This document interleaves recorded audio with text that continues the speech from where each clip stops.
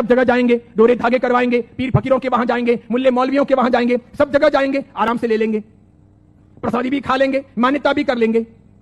शिरडी के साईं बाबा को बहुत लोग मानते हो, जिनके इतिहास को 100 साल अभी पूरे हुए ईस्वी सन 2018 में। ईस्वी सन 1918 में इन्होंने शिरडी में समाधि ली थी, ऐसा कहा जाता है। 100 साल इनकी समाधि को पूरे हुए। कई लोग इनको भगवान मानते हैं, कई लोग इनको चमत्कारिक देव मानते हैं, कई लोग इनको महापुरुष मानते हैं, वहां जाते हैं और मत्था टेकते हैं। जरा सुनिए ये कौन थे। मेरा दावा है, हिंदू हो या जैन हो, जो इनको मानते हैं, उन 100 में से 99 लोगों को भी ये पता नहीं है कि ये कौन थे। 99 लोगों को भी ये पता नहीं है कि ये कौन थे, कौन है, इन्हें क्यों लाया गया, ये 99 को पता नहीं। बेवकूफी की पराकाष्ठा देखो, जब पता नहीं और मानते हैं, पता नहीं और स्वीकार करते हैं, पता नहीं और पूछते हैं। बहरुद्दीन पिंडारी नाम का एक व्यक्ति था, यह अफगान से यहां आया था, यह पिंडारी जाति का था। यह मैं तब की बात कर रहा हूं जब औरंगजेब का खात्मा हो चुका था और मुगल साम्राज्य समाप्ति की ओर आगे बढ़ रहा था। धीरे धीरे मराठाओं ने अपना वर्चस्व जमा लिया था और वे हिंदू साम्राज्य की स्थापना के लिए बहुत मजबूती के साथ में आगे बढ़ चले थे। भारत के अंदर, भारतवर्ष के अंदर, अखंड हिंदुस्तान में जोरदार हिंदुत्व साम्राज्य का, हिंदू साम्राज्य का विस्तार होने जा रहा था। ये मैं तब की बात करता हूं। ये पिंडारी लोग लुटेरे हुआ करते थे। ये पूरी अफगान की जाति लूटने फाटने के लिए यहां पर आई थी। मुगलों के काल के अंदर इसने अच्छी खासी मात्रा में जगह जगह लूटपाट की थी। हिंदुओं को टारगेट बनाना, उन्हें लूटना, उनके पैसों को छीनना, उनकी बहन बेटियों को छेड़ना और पसंद आ जाए तो उनकी बहन बेटियों को उठा लेना, ऐसे इनके कर्तव्य हुआ करते थे। 1838 में इस बहरुद्दीन का 1838 में इस बहरुद्दीन का जन्म हुआ और यह आगे बढ़ा। उसके बाद में एक फिल्म आई, वो हिंदी फिल्म थी। उस फिल्म को जगह जगह पर दिखाया गया षड्यंत्र के आधार पर। फिल्म में यह बताया गया, औरंगजेब के मरने के बाद पहली बार जब बोलने वाली फिल्में आई, पहली बार जब फिल्म आगे बढ़ी, वो ब्लैक एंड व्हाइट मूवी, जब फिल्मों का जमाना आया, तब यह बताया गया कि यह बहरुद्दीन पिंडारी तो बहुत अच्छा आदमी और ये पिंडारी जाति के लोग तो देशभक्त हैं, देशद्रोही नहीं, ऐसा बताया गया। बावजूद इसके इस बहरुद्दीन ने जगह जगह डकैतियां करना, लूटना फाटना जारी रखा। बड़ी मात्रा में लोगों को तहस नहस करता रहा। इसने अपनी जिंदगी में कई सारी हिंदू महिलाओं के, कन्याओं के बलात्कार किए, कितना ही सारा नुकसान पहुंचाया। अंततः जब धीरे धीरे मराठा साम्राज्यों के सामने, उधर झांसी की रानी, झांसी के अंदर लक्ष्मीबाई लोहा ले रही थी, उस वक्त अंग्रेजों का आगमन हुआ। अंग्रेजों को यह बहरुद्दीन बहुत नागवार गुजरा। इन्होंने जैसे तैसे करके इस बहरुद्दीन को भगाने के लिए, पकड़ने के लिए खूब कोशिशें की। यह बहरुद्दीन बेस बदल करके भागता हुआ अहमदनगर आया, जिसे नगर कहा जाता है, महाराष्ट्र का बहुत बड़ा एक शहर है। अहमदनगर आया और सुनिए, इतिहास ये कहता है कि यह बहरुद्दीन पिंडारी अहमदनगर के अंदर एक वेश्या के घर रहा। उस वेश्या को अपना बना करके उसने वहीं पर अपना आशियाना बना लिया वेश्या के साथ। आगे जाकर उसने शादी किया नहीं की, इसका कोई सबूत नहीं। वेश्या के साथ रहते रहते 2 संतानों का जन्म हुआ। एक था लड़का जिसका नाम रखा गया चांद मियां। बहरुद्दीन ने अपने बेटे का नाम रखा चांद मियां। थोड़ा बड़ा हो जाने के बाद में बिना पढ़ाई लिखाई इस चांद मियां को अपनी डकैतियों में जासूसी के तौर पर बहरुद्दीन पिंडारी ने उपयोग करना प्रारंभ किया। जगह जगह ये चांद मियां, छोटा सा बालक, एक चद्दर लेकर के भिखारी के तौर पर फटे पुराने कपड़े पहन करके अलग अलग जगह पर बैठता, बाजारों में बैठता, आए गए माल की वगैरह बातमियां लेता, किसके घर में क्या आ रहा है जा रहा है ऐसी कोशिश करता। और समय समय पर कभी दिन में, 2 दिन में, 5 दिन में, 10 दिन में अपने पिताजी को, बहरुद्दीन को समाचार पहुंचाता कि आज इस घर में इतना माल आ रहा है या यहाँ इतना सामान आया है। और इस प्रकार डकैतियों का मामला आगे बढ़ता कि यहाँ कोई सुरक्षा के प्रबंध नहीं होते हैं, कोई पहरेदार नहीं होते हैं, ये चीज चलती रहती। अंततः परेशान होकर शंकाओं के आधार पर अंग्रेजों ने बहरुद्दीन को तो भगाया, आगे जाकर वो अफगान चला गया, उसकी मौत भी हो गई। चांद मियां, उसका बेटा, छिप छिप करके रहने लगा, बड़ा होता गया। एक दिन अंग्रेजों ने उसे पकड़ा, जेल की सलाखाओं के पीछे डाला। 8 साल तक ये चांद मियां जेल में रहा। अंततः ये छूटा। मराठा ताकत के साथ में अंग्रेजों का मुकाबला कर रहे थे। झांसी की रानी भी किसी भी हालत में अंग्रेजों को घुसने नहीं दे रही थी। अंग्रेजों को लोकल गुंडे चाहिए थे इन लोगों के सामने लड़ने और इनको परेशान करने के लिए।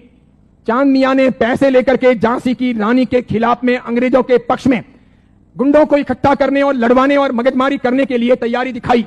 अंग्रेजों ने अच्छे खासे मोटे पैसे चांद मियां को दिए। ये चांद मियां महाराष्ट्र से ठेठ झांसी गया। अंततः अंग्रेजों के हाथों झांसी की रानी लक्ष्मीबाई को मरवाने में इस चांद मियां की भी भूमिका रही।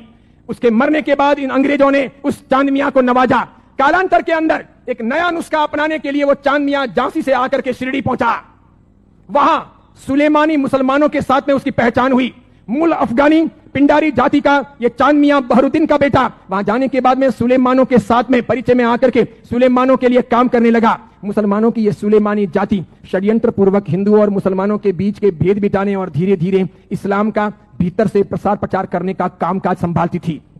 ये स्लो पॉइजन देकर के धीरे धीरे लोगों को मुसलमान बनने के लिए अलग अलग तौर तरीकों से कब्रों पर ले जाने या फिर अलग अलग दरगाहों पर ले जाने, उन्हें बदलने, उन्हें चमत्कार दिखाने के तौर पर परिवर्तित करने का काम करती थी। उनको ये चांद मियां मिल गया। वहां इसके लिए एक मस्जिद बनाई गई। मस्जिद का नाम हिंदू रखा गया, इस्लाम की मस्जिद नहीं रखी गई। लोगों को भ्रमित करने के लिए मस्जिद का नाम इस्लाम नहीं रखा गया, मस्जिद का नाम हिंदू के तौर पर रखा गया।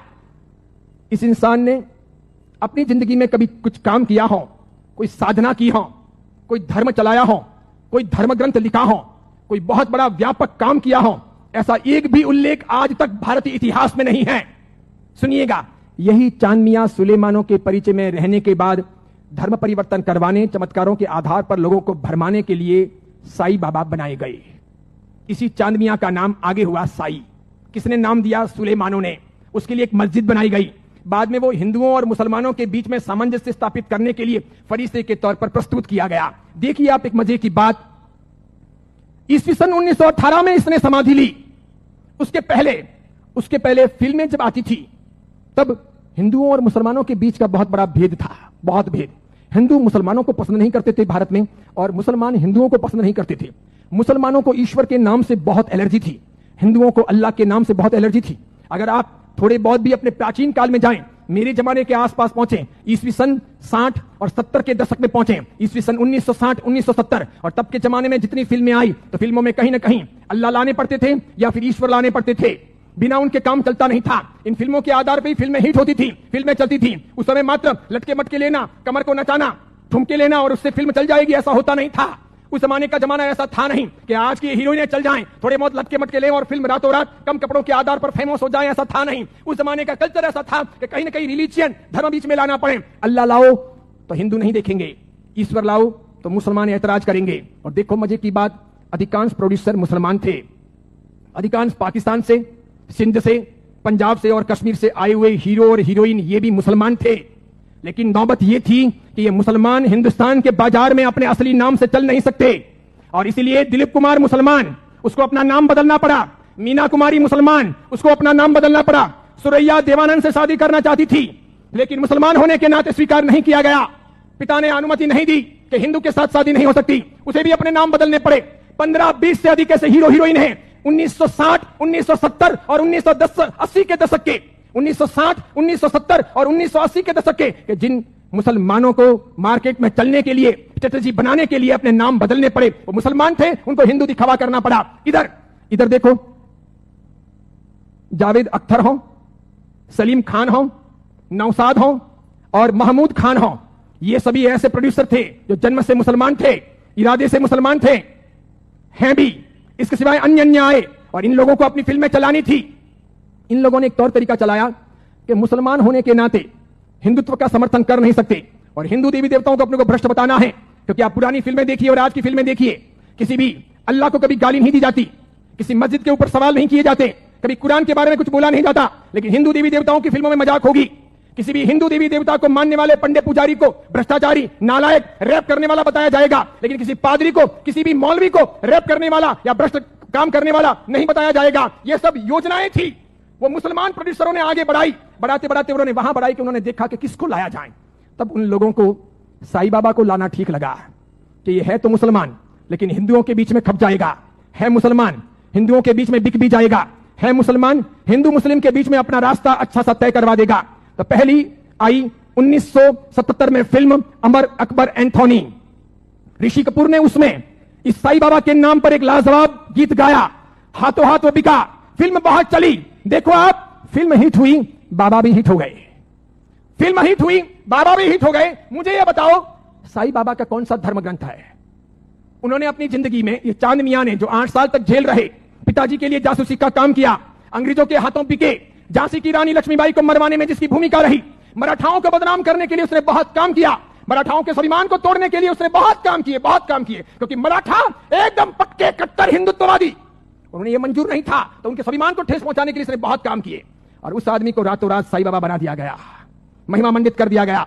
कैसी जोरदार ये सेल्स पॉलिसी थी, हाथों हाथ बाजार में बिके। कैसे बिके कि जब पहली बार 1918 में इन्होंने समाधि ली तो 1918, 1919, 1920, 1921, 1922 का ऑडिट देखिए तो इनके शिरडी के साईं बाबा मंदिर का ऑडिट का आमदनी का स्रोत है 1800 रुपए, 2000 रुपए, 2500 रुपए, आखिर में है 3200 रुपए। 1918 से 1925 के बीच में 3200 रुपए की आमदनी वाले ये बाबा क्या हिट हुए, और पागलों की तरह हिंदुओं ने और जैनों ने कितना उनको हिट किया, कितने वो वहां गए, कितने मत्थे टेके और कितना पैसा बर्बाद किया कि आज शिरडी के साईं बाबा के मंदिर की वार्षिक आमदनी है 371 करोड़, 371 करोड़। वहां मुसलमान जाने वाले 5% भी नहीं, वहां जाने वाले मुसलमान 5% भी नहीं, और जाने वाले हिंदू और जैन 95%, पैसे खर्च करने वाले अधिकांश 95%। मुझे बताइए हिंदू धर्म के कौन से ग्रंथ में इनके बारे में क्या लिखा है?